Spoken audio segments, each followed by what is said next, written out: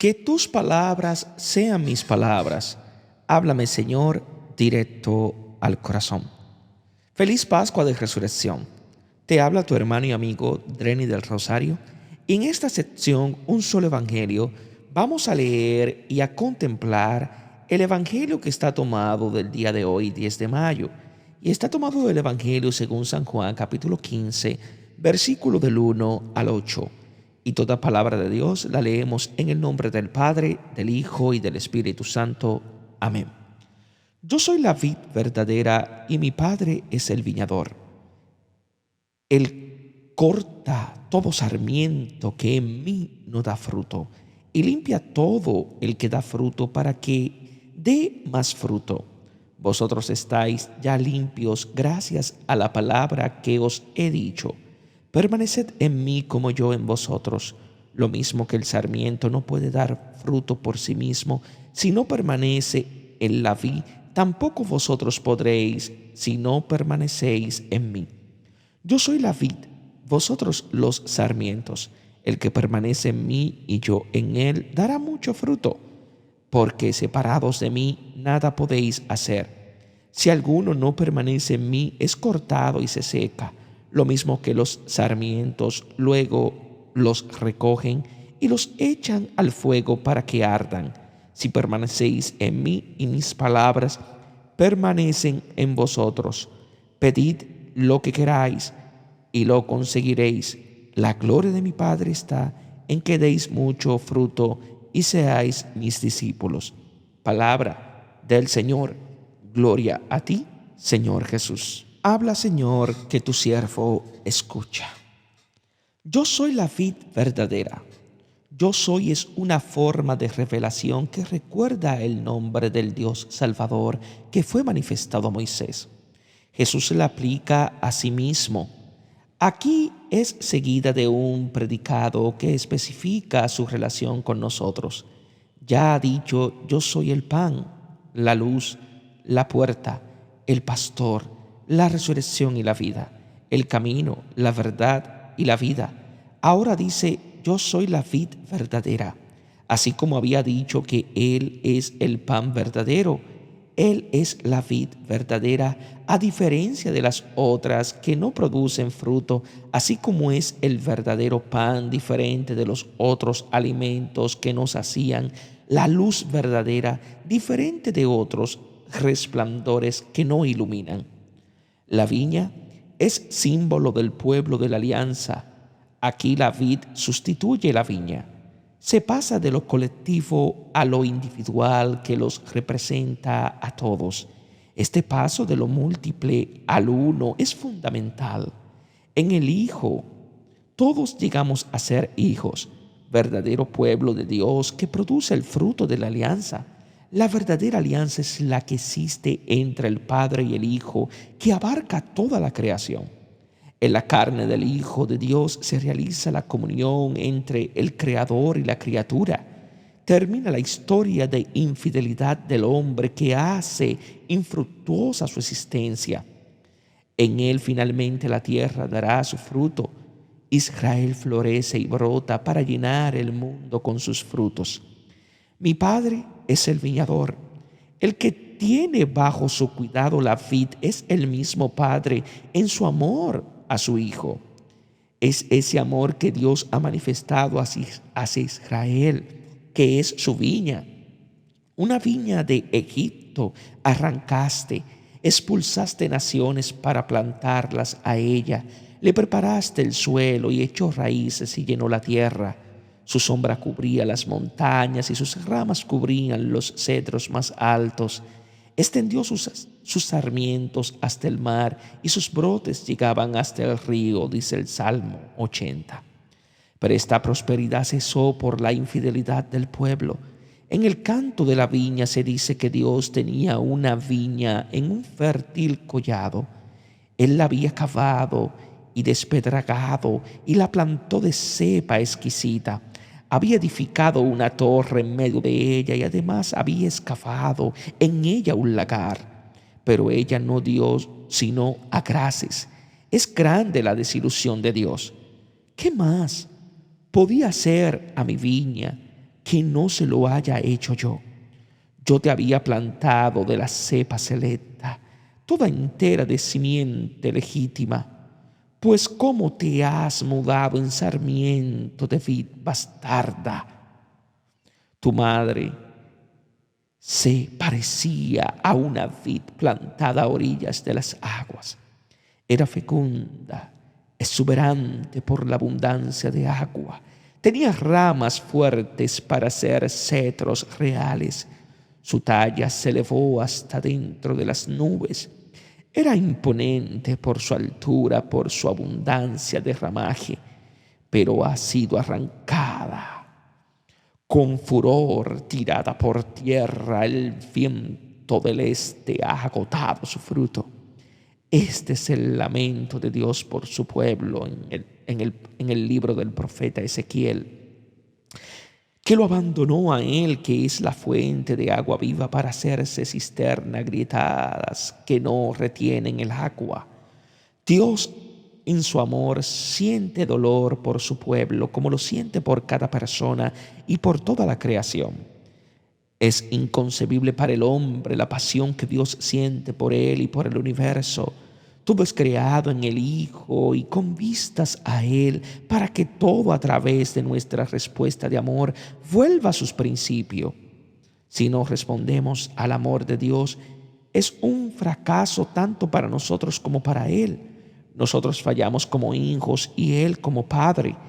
En Jesús, Hijo del hombre e Hijo de Dios, finalmente la alianza eterna de Dios encuentra respuesta en el hombre.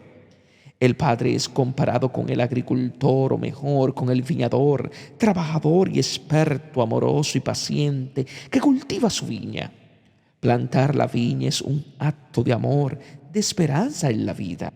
Todo sarmiento que en mí, la unión entre el Hijo y cada hombre es como la que existe entre la vid y el sarmiento. Tiene una vida única y producen un fruto idéntico. En Él, que es la verdadera vid, volvemos a Dios y a su alianza. Estar o permanecer en Él es la condición para vivir y ser fecundos. No da fruto. Jesús ha hablado de mies abundante y de semilla que produce mucho fruto.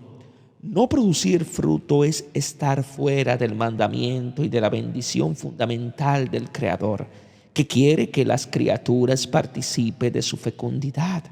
Una vida que no produce vida está muerta. Una luz que no produce luz está apagada. Mientras los diferentes términos de las alegorías son transparentes, el fruto del cual se habla será claro solamente al final. Aquí surge una pregunta: ¿cómo podemos estar en Él y no producir fruto? Lamentablemente podemos ser discípulos de Jesús solo de palabra, sin que vivamos su palabra. Es una amonestación severa para que no amemos solo de palabra y con la lengua, sino con los hechos y de verdad. La corta. Jesús, que es el Hijo, no excluye a ningún hermano. Todos estamos en Él porque nos ama. Pero si no vivimos de Él y no amamos a los hermanos, somos sarmientos muertos. Somos no hijos que se autoexcluyen del Hijo y del Padre, cortados de la fuente de la vida. Este es el drama del hombre, pero también de Dios, que encontrará su solución en la cruz, donde el leño verde lleva sobre sí la maldición del leño seco. Tanto amó Dios al mundo que dio a su Hijo unigénito. En la alianza, tanto antigua como nueva, Dios es siempre fiel. Lo que falta es nuestra respuesta, que depende de nuestra libertad. Jesús es el Hijo, es el primero que responde amando al Padre y a los hermanos. Todo sarmiento que da fruto lo limpia para que dé más fruto. El Padre es el agricultor que sabe su oficio, cuida su vid y poda los ramos infecundos para que produzcan más fruto. Se trata de una mortificación que es para producir más vida. No existe solamente el mal evidente, que a menudo está mezclado con el bien. Existe también un mal oculto con apariencia de bien. Podemos, por ejemplo, llevar una vida pseudo espiritual, toda ella dedicada a nuestros gustos, sin amar ni a Dios ni a nuestros hermanos. Entonces somos como aquellas ramas de la vid que absorben linfa sin producir fruto. Dios purifica en nosotros del egoísmo lo que es bueno y elimina lo que es malo, sea evidente o no. Ustedes están ya limpios gracias a la palabra que les he anunciado. Existe una pureza fundamental en el discípulo, producida por la palabra, más cortante que una espada de doble filo que penetra hasta las profundidades de los pensamientos y del corazón. La palabra pone en evidencia nuestra verdad. Es un exorcismo constante que nos libera de la mentira. Por eso el bautismo no consiste en quitar la suciedad del cuerpo, sino en pedir a Dios una buena conciencia por medio de la resurrección de Jesucristo. El bautismo cristiano no se realiza solamente en el agua, sino también en el Espíritu. La palabra del Señor es espíritu y vida. Nos comunica el Espíritu, la vida del Hijo. El bautismo en Cristo es ante todo una inmersión en su palabra que nos lo hace conocer y amar. Ella nos lleva a podar nuestros egoísmos, a romper con el mundo y asimilarnos a Él. Permanezcan en mí. Es un imperativo. El Señor nos suplica que seamos sarmientos unidos a la vid. Permanecemos en Él si permanecemos en el amor que Él nos tiene a nosotros, que es fuente de nuestro amor recíproco. Amar a Jesús y cumplir su voluntad es un acto de nuestra libertad que ninguno, ni siquiera Dios, puede hacer en lugar de nosotros, como yo en ustedes. Nosotros estamos siempre en Él porque nos ama, pero nosotros podemos dejar de amarlo y así impedimos que Él esté en nosotros. La inmanencia recíproca del amor entre Jesús y nosotros, así como hay la inmanencia entre el Padre y Jesús, o bien entre el Padre, Jesús y nosotros, es realmente inmanencia precisamente porque es recíproca. De todos modos, Él nos ama. Todo depende de nuestra respuesta. La expresión recuerda el discurso eucarístico de Cafarnaúm. El que come mi carne y bebe mi sangre permanece en mí y yo en él. Su amor a nosotros es la fuente de nuestra permanencia en Él. Podemos amarlo porque Él nos amó primero. Lo mismo que el sarmiento no puede dar fruto por sí mismo si no permanece en la vid, así tampoco ustedes si no permanecen en mí. En los versículos del 4 al 8 se habla 8 veces de permanecer en Jesús. Se afirma repetidas veces en forma negativa y afirmativa la necesidad de la unión con Él. Si estamos separados de Él, no producimos fruto. Unidos a Él, producimos mucho fruto. La unión con Él, no solo afectiva, sino también efectiva, es la misma posibilidad de una vida fecunda. Corresponde al entusiasta estar en Cristo de Pablo, que es el estribillo de todas sus cartas. El que permanece en mí y yo en Él, ese da mucho fruto, porque separados de mí no pueden hacer nada. Nuestra acción brota de lo que somos. Unidos al Hijo somos hijos y podemos dar frutos de amor fraterno. Sobre todo en la acción apostólica, nuestra unión con el Señor es determinante. Un gran maestro espiritual dice que si uno no es contemplativo, es bueno dedicarse al apostolado solo por un tiempo breve y como un experimento. De lo contrario, se causa un daño a sí mismo y a los otros. La acción verdadera brota de la contemplación. Nace de un corazón que conoce y ama al Señor. Si uno no lo conoce, se equivoca al hacer el bien. Si uno no lo ama, le falta la fuerza para hacerlo. Aquí Juan está hablando de nuestra vida en el Espíritu, que es indispensable para glorificar y testimoniar al mundo el amor del Padre y del Hijo. La unión con Jesús no es simple abandono estático, sino vida concreta que produce sus mismos frutos.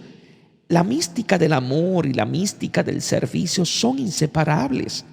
La eficacia del servicio nace de la misma fuerza de la unión con Jesús. Si alguno no permanece en mí, es arrojado fuera y se seca. Luego los recogen, los echan al fuego. No permanecer en él, que es la vida de todo cuanto existe, equivale a estar ya muertos. Tal vez Juan piensa en el pecado que es de muerte, en la apostasía. Aquí la advertencia, que es más general, se dirige a los discípulos para que permanezcan en Él, en su amor, para que Él permanezca en ellos. De lo contrario, toda actividad de ellos es paja que será quemada. Si permanecen en mí y mis palabras permanecen en ustedes, ahora Jesús especifica. Permanecer en Él significa que sus palabras permanecen en nosotros. Su palabra que nos purifica. Ahora se indica el plural, sus palabras. No es suficiente aceptar a Jesús como persona. Es necesario aceptar también su mensaje, con todo lo que Él dijo sin descuentos. Acoger a una persona quiere decir concretamente aceptar su mundo, su historia, permanecer en él, aceptarlo y amarlo. Significa tener su mismo modo de pensar y de obrar. No se trata de moralismo. Un amor no se traduce en comportamiento. Es falso. Se ama con los hechos y en la verdad. El amor se convierte necesariamente en compromiso moral, modo de valorar y de vivir. Pidan lo que quieran y lo conseguirán. Si permanecemos en Él y sus palabras permanecen en nosotros, estamos en sintonía con Él y queremos lo que Él quiere. Por eso acontece lo que queremos. Pero es importante pedir lo que queremos. Un don se puede regalar tan solo al que lo desea. Sin embargo, un don no se puede pretender. Debe desearse para abrir el corazón y acogerlo. El Padre nos quiere regalar lo que dio al Hijo, todo. Espera tan solo que nosotros, al pedirlo, le demos vía libre. La oración es una petición que se hace al que puede y quiere escucharnos. Expresa nuestro sí al don. Si nuestro asentimiento, Dios no nos puede dar su amor como un don, porque el amor necesariamente es libre. La gloria de mi Padre está en que den mucho fruto. La gloria de Dios es su manifestación al mundo que lo salva. El Padre ha sido glorificado en el Hijo porque éste ha amado a los hermanos con su mismo amor incondicional. Del mismo modo, es glorificado en nosotros si las palabras del Hijo permanecen en nosotros de un modo fructífero, produciendo lo que dicen. Y sean mis discípulos. La gloria del Padre es que lleguemos a ser discípulos del Hijo para aprender a ser hijos. Ya lo somos. Sin embargo, estamos llamados a llegar a serlo en un camino siempre abierto al infinito. Discípulo significa uno que aprende. Si deja de aprender, ya no es discípulo. Al igual le interesa que seamos discípulos porque somos sus hermanos, su carne. Que Dios os bendiga en sabiduría y en santidad.